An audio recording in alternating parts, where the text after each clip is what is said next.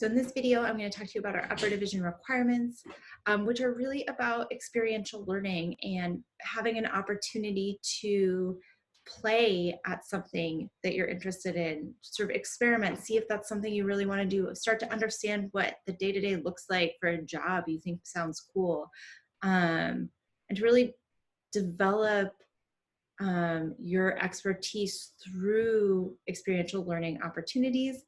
And CAT 125 is also about sort of telling stories about that experience, telling your own story, thinking about how you fit into institutional structures, and what you're curious about, and how do you sort of develop and start to give space and think about those things that drive you. So this is a quote that I start my CAT 125 class with. Everybody has a story and a history. And this is from Roxane Gay. She's a contemporary writer. And this is from a book of hers, a memoir called Hunger. And I think this is at sort of the base of what we're doing in 125, is asking you to think about, what is your story? How does it fit within the broader institutional stories that we see? How does it poke holes in those stories? How do we understand the stories that we've consumed and how they construct our own experiences? And so for CAT 125, which is our upper division requirement at 6th, what role do stories play in our lives? This is like a central question. How do stories shape our experiences? What stories do we tell about ourselves? How do we use stories and rhetoric to communicate our experience? And how can we use reflective practices to develop our academic and career path? And so these are sort of the questions that shape my CAT 125 and the broader sort of CAT 125 courses, which is, how do we sort of stop, pause, think about what we've done, where we want to go, and then start to plan that out. So one thing we do in CAT 125 is we set goals. And then we use writing to work towards those goals, be it writing a personal statement for graduate school, writing an essay that you want to submit into a publication, writing a grant proposal. And then we also practice public speaking. So we think about, how do we do some independent research, develop our expertise, and then share that with an audience. Right? So in a lot of ways, CAT 125 is also very strategically about like writing to a particular audience, and how do you convince an audience of your point of view, or at the very minimum, share that point of view in a way that's effective. So you have, for CAT 125, you have some options. You can take 125 in person once we are back on campus and in person. You can take 125R, which we've had for a long time, which is the online version of CAT 125 that focuses a little bit more on digital communication practices.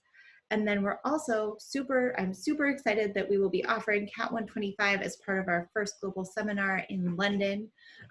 This first one will hopefully happen in summer 2021, so this next summer. So if you're interested in studying abroad, but you're not quite sure how, the next video will actually be about the global seminar, but it's one thing that you can think about if you want to sort of wait and take CAT 125 and also study abroad and sort of meet some of your needed GE requirements. So we have CAT 125, and then we also have the practicum requirement, which is a requirement that is all about experiential learning. So we believe at 6 College that experiential learning is essential to preparing students for life after college. And the practicum is this upper division 4-unit general education requirement that embodies this commitment to active hands-on learning. You can enroll in a course that has a service learning or community-oriented component to the curriculum. We have a list of approved practicum classes, but you can also develop your own practicum project.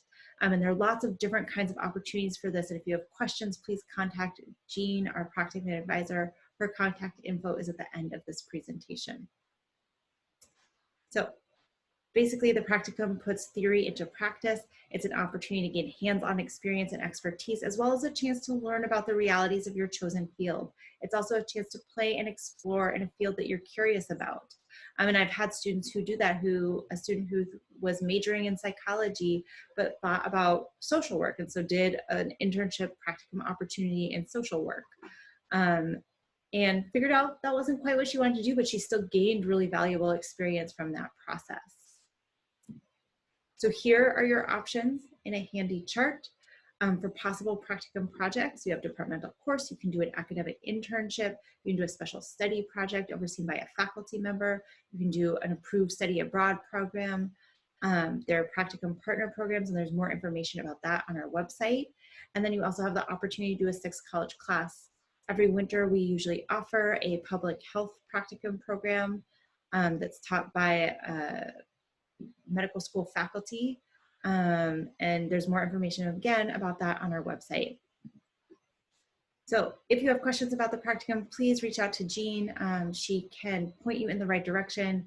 And it's never too soon to start asking questions about how to engage with this requirement and what opportunities exist out there for experiential learning. Because we hope that while we have the practicum as a requirement, we hope that you do more experiential learning than just this one thing.